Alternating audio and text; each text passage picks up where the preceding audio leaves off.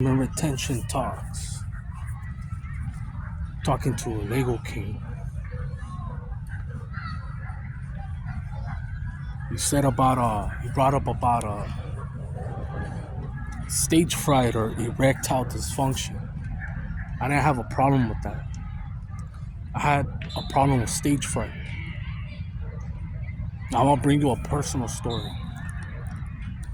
I had told you already about my homeboy.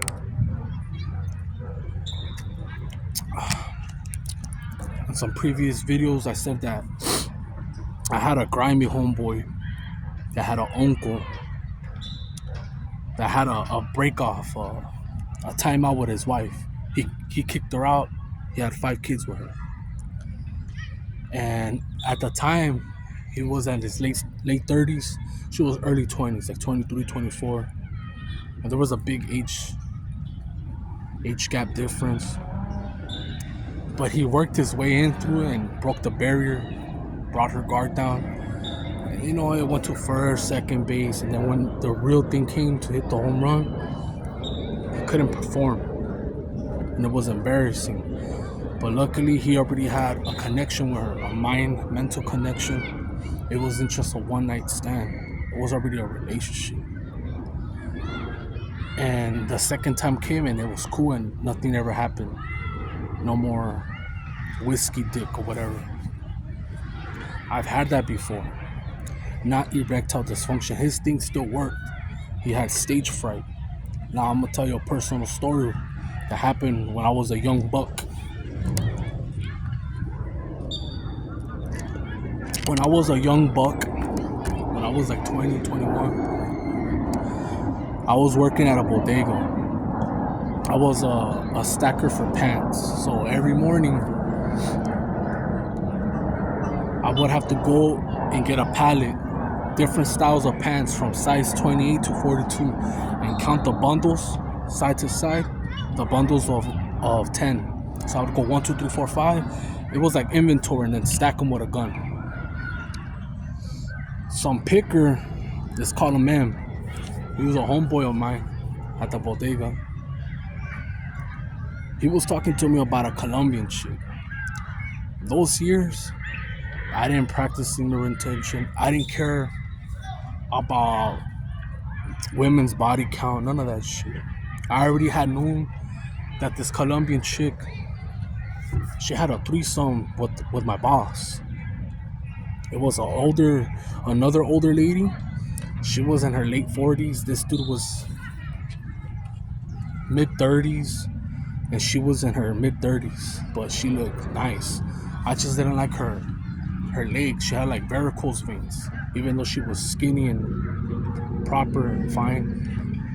So he starts telling me, "Hey man, I'm trying to get at this girl. What do you think?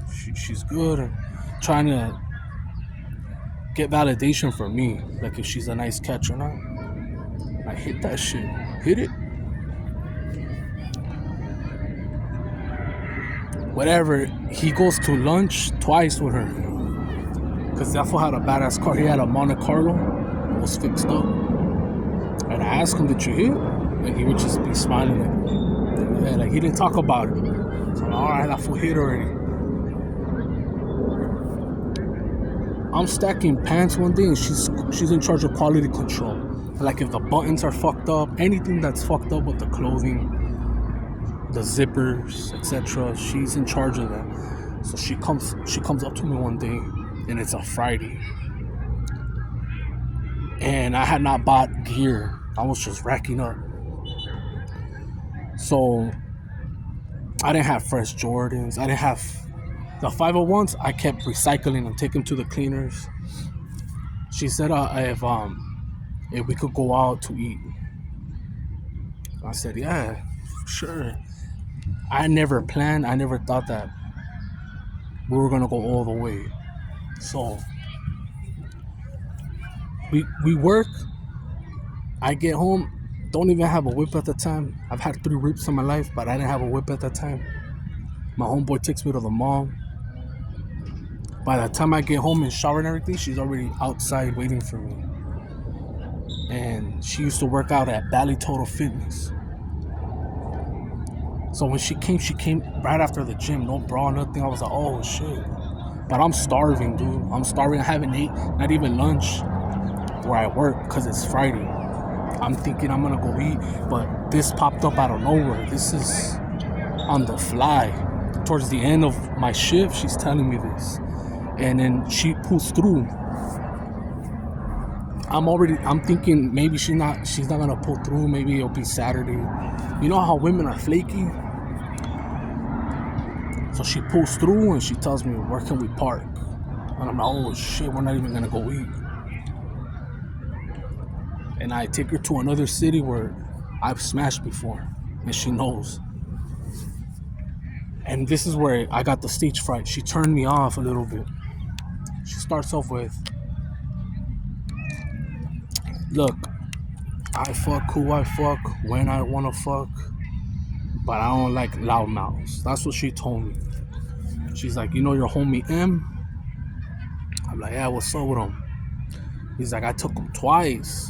Well, he took me once in his car, and then I took him in my lunch break, and he couldn't get hard. I don't know if he's GAY or am I not attractive? She was telling me that. So I'm like, what the fuck? Like, I thought homeboy hit. So I told her, look, I don't want to hear this shit. Like, I don't care. Like, is that your man or? No. It's just, is he GAY or am I not attractive? And I just told her straight, look, you want to fuck or what? I went straight to the back. She's like, whoa. And I told her straight, and give me a condom. And she's like, whoa, like you're all. In Spanish, she said, eres bien confudo. So I'm in the back, and I'm already wiggling it on and shit, whatever. Sorry, this is explicit. She expected me to just go bricked up without even warming up. When I never fantasized about her. I didn't fantasize about her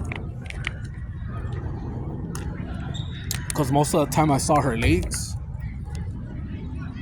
They were super white, like they've never been tanned. She had veiny blue varicose veins or purple veins. And I've only seen those type of veins on like very obese people. So I never fantasized about her. Then my boss hit it. And then I had it in back of my mind that my homie M hit it. So there's nothing special there. And then she has a kid, but she was good to go. So I end up eventually, after like 3 to 5 minutes, after warming up, she even hit me teeth to teeth. She was starving. She rides me and everything, and then I don't even last 10 minutes. I buzz and I'm cramping. My legs are cramping. I have like cramps and my stomach's grunt, and all I want to do is eat. I got my nut off. I don't want nothing. I was selfish back then. I never really cared to please for a woman until I started getting older and older. I would get mines and I would be cool. And so the rumor goes to work. Before work, she hits me up the next day on a Saturday. She tells me, hey, I heard that you burned me. I heard from a little birdie that you said that we had something going on. And then I go, you know what? You fucked up, because I don't talk to no one. I don't have no one's number. Your little bluff ain't gonna work. So she turned me off even more, because the first thing she tells me, she says, I fuck who I want to fuck, when I want to fuck. And I don't like loudmouths. And she's already using reverse psychology to see if I exposed her or burned her. And I didn't. So I was like, hey, you know what? I got shit to do. I let her go. That was a Saturday. When I go Monday to work, since I already got in there, I don't look at her. I don't talk to her. She gets emotional. She gets emotional because I don't talk to her, I don't pay attention to her. Where her self-esteem drops to where she even throws herself. At that time I was like 200 pounds and I was tight, my skin was tight. She throws herself at some fool. They call him Oso. He's fat, but he got game and he's an assistant manager. And she grabs him in front of me to try to get me jealous. Didn't work. It says, hey, he doesn't want to take me out. Do you want to take me out also? And I was like, hell yeah. So he ends up hitting it too. And then the homie M tells me later on, hey bro, I heard the Colombian girl, she said that you don't do a good job. And I clapped back. And he didn't like it. And I go, well, hey homeboy, she told me that twice you couldn't get bricked up. And she thinks you're G-A-Y. G-A-Y. And that fool got mad where we were about to throw it down, but he couldn't because he knows that I was saying the truth. So he's like, oh, like that? Like, yeah, fool. She told me, go tell her. Just like how she opened her mouth about me, I didn't tell no one. Go ask her and ask her why she thinks you're G-A-Y-E. And like 2 weeks pass, he ends up hitting it. And it's all drama. This bitch, this Colombian girl, even though she was bad, when I say she's bad, is she only had her varicose veins on her legs, but she tastes good, she smelled good, everything was on point. Her rumor is spread like wildfire because I ended up working like 3 to 4 cities away. And I was working on some chick. Her man used to push weight, got killed, left her a little bit of money, and she's just attacking the momentum to stop the bleeding till her son turns 18 to help her. They have money. She don't have to work, but she's just trying to stop the bleeding. And I'm talking to her, and then she tells me, hey, you know a Colombian? And I was like, oh. And it ruined my reputation right there. So I didn't go all the way with her. But that's the point. That's stage fright. That's not erectile dysfunction. Erectile dysfunction is you can't get hard at all. You can't perform. You're basically codependent. And even when you're codependent on Viagra or whatever, Cialis, whatever they got going on out there, sometimes it still doesn't work. Doesn't work. And the reason I bring this story, not only that because of Lego King, I have another story that intertwines with this. I had a homeboy that I knew in intermediate, but we weren't like that. We became cool, but when we were in high school, we used to cap on each other so hard. The type of relationship, now that I look back, it wasn't a healthy relationship. I was able to stand the hazing and the gang up because I used to rock fools with capping, and I used to get them with real facts. For example, I'll just show you an example. Like, some fool will be like, hey, your dad fucked this bagel and put it under the bed. And I'll be like, your mom does tamales on the bathtub. And it ended up being true. Like psychic. And they'll be like, oh. Like, so this dude, long story short, his father came from El Salvador. He was in the war. And I don't know how, but he ended up with a triplex. And that triplex was going to end up from a homeboy that was misdiagnosed with schizophrenia. But he was a mean fapper, really into the hub, and he was our plug. When we had a PSP, we would go there, and of course I didn't want to watch, I didn't want to get bricked up. I would just tell him, hey bro, download whatever you want to put, Brazzers, whatever the fuck. That was the thing back then. Bang Buzz. And he would download that shit. He would download everyone, their PSP, at least 3 videos. And I didn't want to see it because then it's like when you go from cassettes to that, it's a whole different ball game. You know, for these Generation Z's, it's like you didn't grow up with magazines or video cassettes. That shit's whack compared to this, and it fries your dopamine, and that's why you get irritated and you can't focus, keep eye contact on all that bullshit. So this guy, he loses himself with this shit. He loses touch of reality, everything. He can't speak to women. I'm even shocked that this beautiful chick that was 2 years younger went to prom with him. And when she went to prom, he didn't say shit. She went just to be cool because her homegirl went. So she's like, fuck, I want to go to prom, even though it's not my senior year. She was a sophomore. So this dude ends up going to the, I don't know if it was psych ward, but he ends up winning a settlement because they misdiagnosed him with depression. With depression, he didn't have schizophrenia. They gave him Zoloft and some other shit, and he ended up getting real fat, and basically he looked dead inside. When I went to go visit him, he had this stare where it almost looks like if he wanted to, he could take me out. He had a crazy stare. There's nothing in there. And then when we would like clown or say some jokes, hey, remember this? He'll laugh like 30 seconds way later. Like, dude, we said this joke a while ago. He'll be like, oh. Like he's not all there. Like he's barely, I don't even know if he came back 100%. But he never had energy. Even when I was a fap or whatever at a young age, I still had energy. It just started catching up.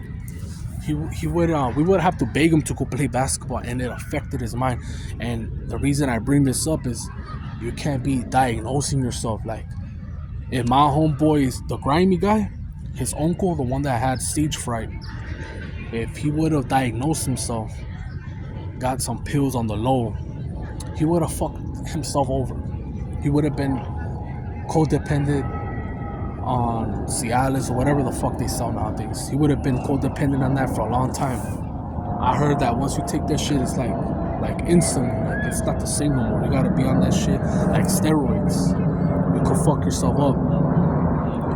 So he got misdiagnosed. He didn't check if he had low testosterone. He didn't check if he had low vitamin D, zinc, all types of shit. He didn't check. He probably said some shit where I want to off myself, and they here, take this, and fucked him up. And he did get money. He got a settlement because they misdiagnosed him, and there's after effects. I don't think he could work.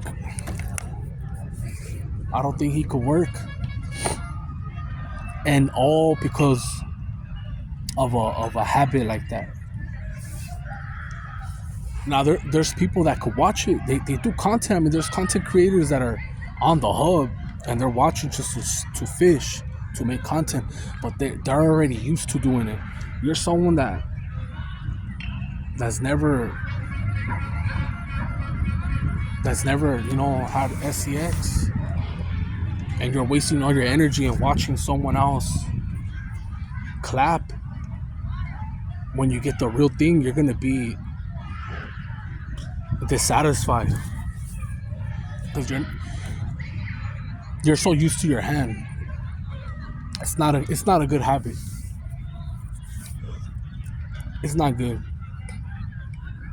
The only thing that I could tell, if it's gonna save you from hurting someone else, like, great, go ahead and whack it, bro. Go ahead.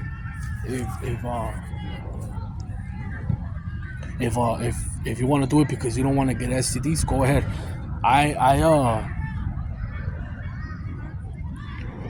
I've been fighting with myself right now because I've been like random women be throwing it at me.